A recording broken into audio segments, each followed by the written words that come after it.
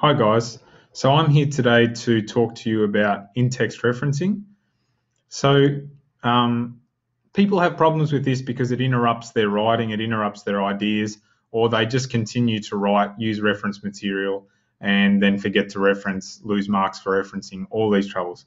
So I'm just going to quickly address this. So when I used to write, this is just an example here.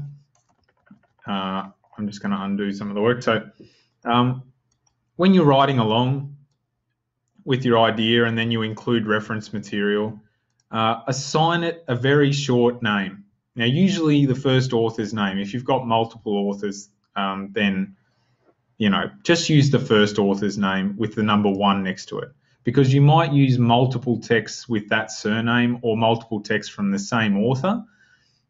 So you can just name them Alan 1, and then the next text, a different text would be Alan 2, and then if you used a website that used Alan stuff, you would put Alan 3, etc., right? So then every time you use a different referencing material, you assign it a different short name. Now I've just got a short list here. This list here is extracted from RefMe that I've got highlighted there, and that is perfect in-text referencing for Harvard.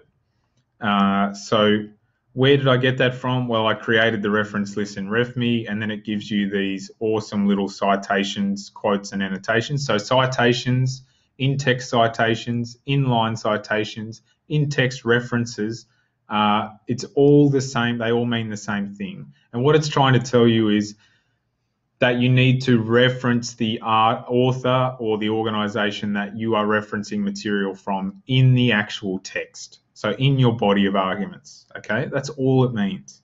So basically, you're writing along, you assign it a shorthand like this, then you go to RefMe and you start creating your reference list. So you reference the material as you use it, and you should end up with a list that looks like, let me go back a few steps. That looks like this. And then at the end of that, you would export.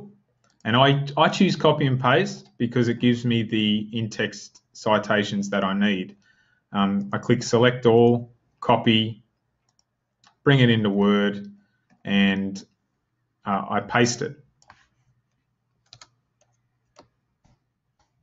And it looks like this. And it looks a bit messy, but you just have to separate it. So at the end of each of the references, you just insert an extra line. It's not that difficult. It's taking care of the hard job for you. But then here, we've actually got the references again, but we've got it with these little inline references in the brackets with the year, and it might have a page reference as well if you've put in particular pages. Okay, so I've just extracted that little list. That's all I've done for this demonstration. So what you might do is, say we've chosen to make that first text Alan 1, and then I've got Badir 1 and Fitzroy 1 for Fitzroy Legal, and then I've used Alan 1 a second time just to show you in this demonstration. Once you've got all your writing done and you've done this shorthand, hit Ctrl H, so Ctrl H, and on Mac it will be Command Shift H. In Google Docs it will be Control H. In Microsoft Word Online it will be Control H. And then what you do is you're telling Word in this little dialog box to find a particular section of text or a particular word and replace it with something else. So what I'm going to tell this to do is to find my little shorthand and replace it with the actual in-text reference from RefMe. And what happens when I click replace all is it takes my little shorthand and converts it into the perfect in-text reference. And then you can go ahead and repeat that with your other ones. So the Badir 1 gets turned into the second one on the list here.